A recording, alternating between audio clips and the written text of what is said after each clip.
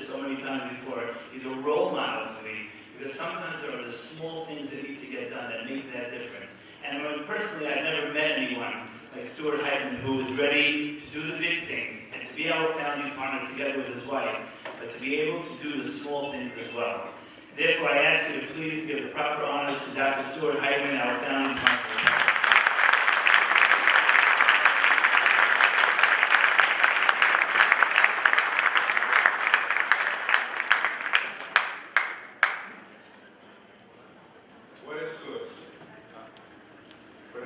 To be here over this Shabbos, over this weekend.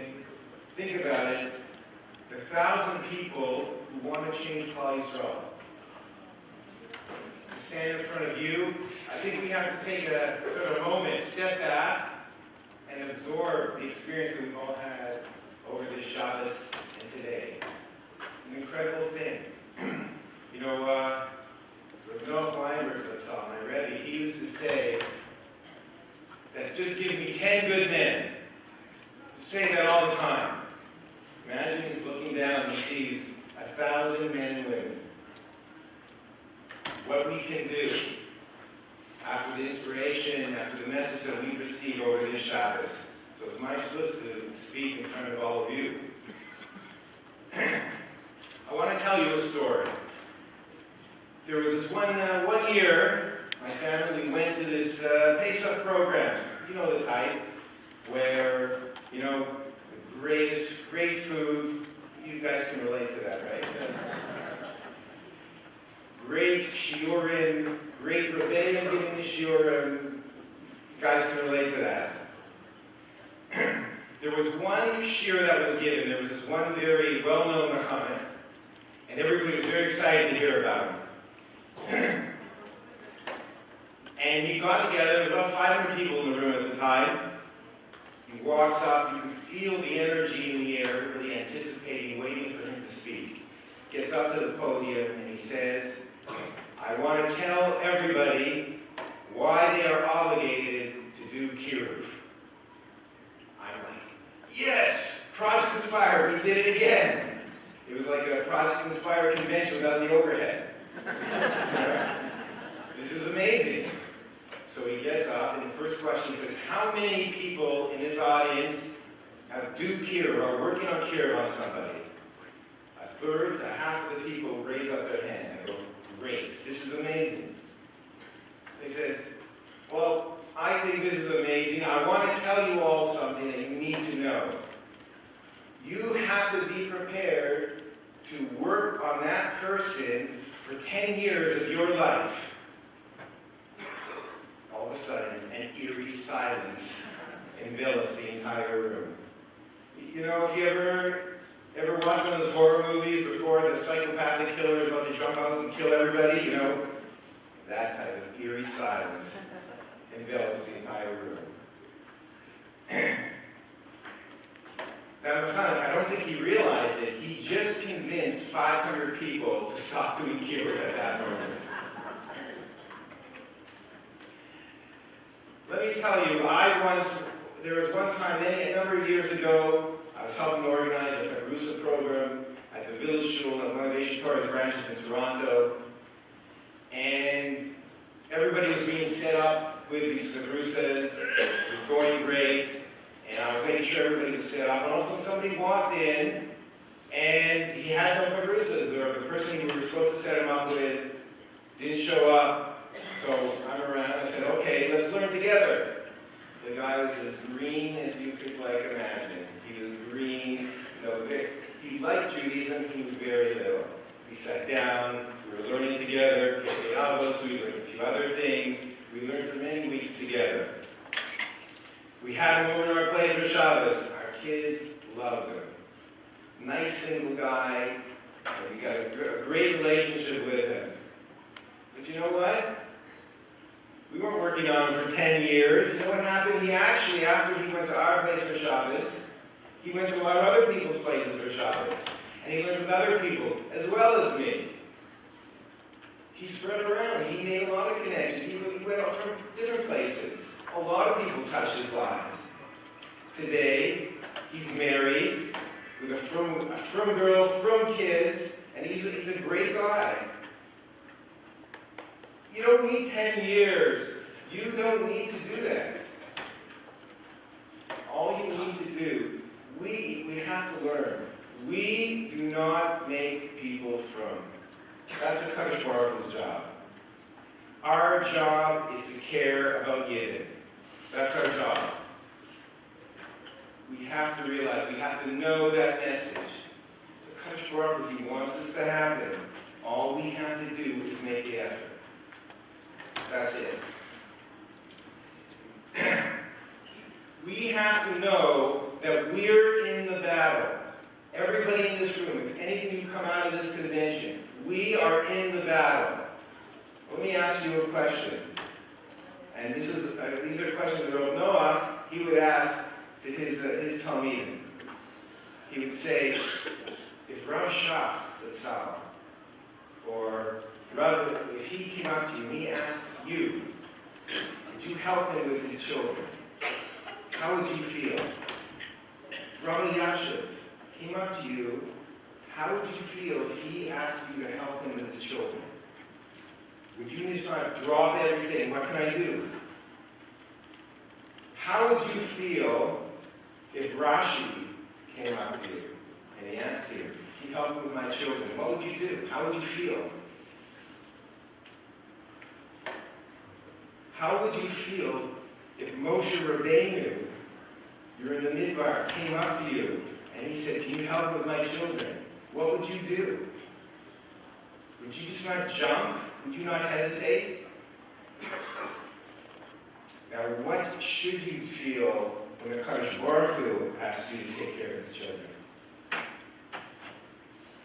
And not only that, what would a parent do if you saved his children, if you helped his children? What do you think that parent would be willing to do? What do you think a Kaddish Baruch Hu is willing to do for us if we save his children? Think about it.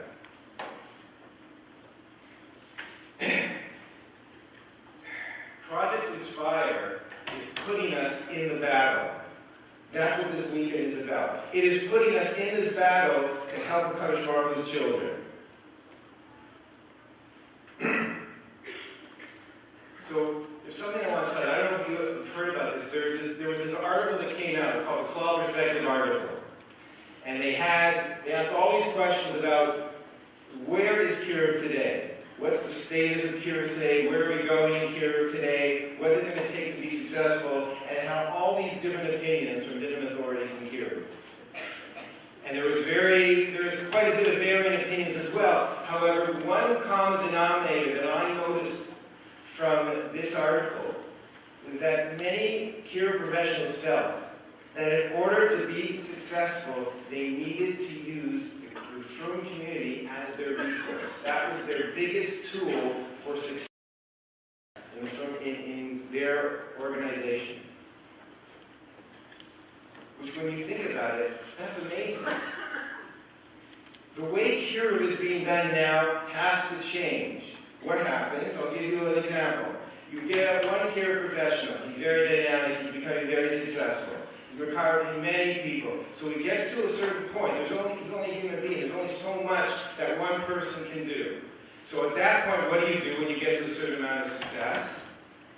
You got to hire another Kiruv Rebbe, right? You hire somebody else, but guess what? When you hire somebody else, you have to now, guess what? Fundraise for him. You know, he has to make a living. So this one Kiruv rabbi is now fundraising for himself as well as this other Kiruv rabbi. Because now he has to do outreach, but now that he's going to carve all these people, he also has to do inreach as well. The more successful that each person gets in the Kiruv organization, obviously you have to hire more people to relate and to keep growing. And as a result, you have to fundraise more and more. It's getting a little bit more, the more people you get into your organization, the harder it is to grow. What I'm trying to tell you is the only model, the only financial model that makes sense for success is the model that is in this room today, and over the weekend.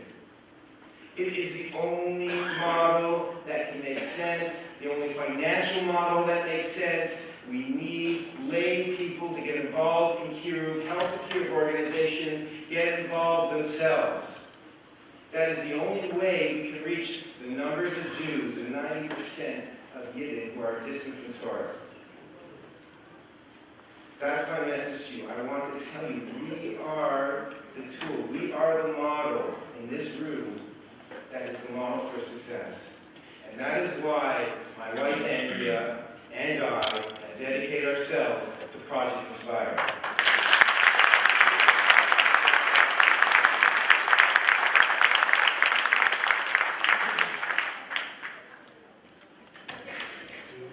Okay, so we've got a lot of inspiration from this over the weekend, right? We feel inspired. But how can we be successful? I mean, in the back of your mind, we're feeling like we could, the energy, but really, how can we be successful? What is it going to take? I'm going to tell you dry Torah from Rav Yaakov Weinberg Zatzal that I think really addresses this issue. So we just learned from last week's Parsha. It's a famous chazal, Kol haskalos kashos. All beginnings are difficult. Many of us have heard this before. But what most of us haven't really focused on is what the Mechilta, what it says around that sentence. If you look at the Rashi there, it says, Im ata tekabu aleichem. If you accept this now, Yerav lachem mikan ve'elech. It's going to be sweet for you from now on. Shekol haskalos kashos. That's the full Rashi, that's the full Mechilta that Rashi brings down. It's talking about Kabbalah Torah. He's saying that if you accept Torah, if you now accept Torah, what's the most difficult challenge that we have in terms of Kabbalah Torah? What's it going to take for us to do Kabbalah Torah? It says, if you accept it, it's the commitment. One of the most important lessons of Torah. What is it going to take? It's the commitment. Once you make that commitment, the battle is over. That's the main commitment. In other words, all the different mitzvahs that we're looking at, this is a difficult mitzvah, this is not a difficult mitzvah, how can we do this mitzvah, this is hard. It's all about the commitment that we haven't yet made. You make that commitment, the main battle is over. And that is what Kol Haskalos Kashos is trying to teach you. If it wouldn't have had Kol Haskalos Kashos in there, then we would have just thought it's just talking about Har Sinai, about Kabbalah Torah at Har Sinai. If Klal Yisrael accepted Torah at Har Sinai, now they did it. But Kol Haskalos Kashos is telling us with every challenge in Torah, with every idea of how to live Torah, that's the main battle that we're undergoing. You have to commit. Once you make that commitment, you're there. And not only that, guess what? It's going to be sweet. It's going to be sweet from here on. That's what we have to realize. It's making the commitment. If we all just in our own minds come out of this weekend, in our own mindset say, I've made the commitment. I'm going to care about another Jew. I'm going to bring them back to their heritage. If we make that commitment, that's half the battle. That's it. Of course, as we grow and as we have new challenges, you're going to have to make new levels of commitment as you grow. But realize of this klal that making the commitment, that's the battle that we undergo. It's not that it's hard to do kiruv, it's not hard to do kiruv. It's the commitment. And we've seen that all this weekend. But the one thing that we do have to realize that it's going to be sweet. It's going to be sweet from here on in. You make that commitment, Yerav lachem mikan va'elech. So I want to make one last point here. There was a Rav in Yerushalayim, a posek, a well-known posek in Yerushalayim, and he had this question about kiruv that was really bothering him. And of course, he came to Rav Weinberg Zatzal to ask him this question. This is his question. He goes, Look at the community. Look at our firm community. I know we have a chiyuv to do kiruv, to go out there. All the Kadosh Baruch Hu's children who are so far away, we have a chiyuv to do kiruv. But look at our own community. Look at all the problems that we have within ourselves, with our own chizuk, with our children chas v'shalom that go off the derech. Financial issues within the firm community. We have so many problems within our challenges within our firm community. How can we go out and do kiruv? He goes, what's the priority, Rav Noach? Is the priority to go out and do kiruv, or is the priority to take care of our own needs and to visit to the firm community, take care of our own challenges? So what do you think the leader of the kiruv movement in the world said to this Rav? Without hesitating, he said that the priority, without a doubt, we have to give each other chizuk. The firm community has to be strong. We have to take care of our problems. That is clearly the priority. But the best way to do that is to get them to go out and do kiruv. He wasn't just saying it as a joke. He was saying it, think about it. Isn't it beautiful? It's so perfect. It's Mina Shemayim. There's one solution for the problems that our faith and Klal Yisrael are facing. Look at this. We have on one side 90% of our brothers and sisters who are distant from Torah. They don't even know they're Jewish, as we learned this week and it was said. Not only they don't know we're Jewish, even if they know they're Jewish, they don't even know what Yiddishkeit is about. 90% of our brothers and sisters no connection to Torah and mitzvahs. What a huge problem. And on the other hand, we have the firm community, and we have our own challenges we have to undergo. So we have a Kadosh Baruch Hu's children who are distant from Torah, on one hand. And on the other hand, we have a Kadosh Baruch Hu's children who are close to Torah, yet they have their own challenges. What's the solution to these challenges that we're all facing? These different, totally opposite groups. What's the solution? It's the same solution. Don't you see it? It's the same solution. It's so beautiful. It's perfect. Isn't it Min Shemayim? Don't you see? We have to see what's the best way. You want to exercise your emunah muscles? There's no better way than have to articulate what emunah is about to an unaffiliated Jew. You want to feel the geschmack of Shabbos, how beautiful Shabbos is? There is no better way than to have a guest at your Shabbos table and have them celebrate Shabbos with you. There's no other way. It's beautiful. So it's good for them, it's good for us, it's good for all of us. Kadosh Baruch Hu wants his children to come back to him. He wants all of his children to come back, all of his children to be happy, to feel the beauty of Yiddishkeit. Learning Torah, living Torah, wants them all to feel it. Those his children who are distant from him and his children who are close to him. We have to realize what's the solution. The solution is really just care about other Yidden. So that's my bracha to you, that you all take the energy from this weekend, take the inspiration from this weekend, and be that tool for Kadosh Baruch Hu, and bring solution to all of Klal Yisrael, and ultimately bring the Geula Shlema, the Hera B'Yameinu.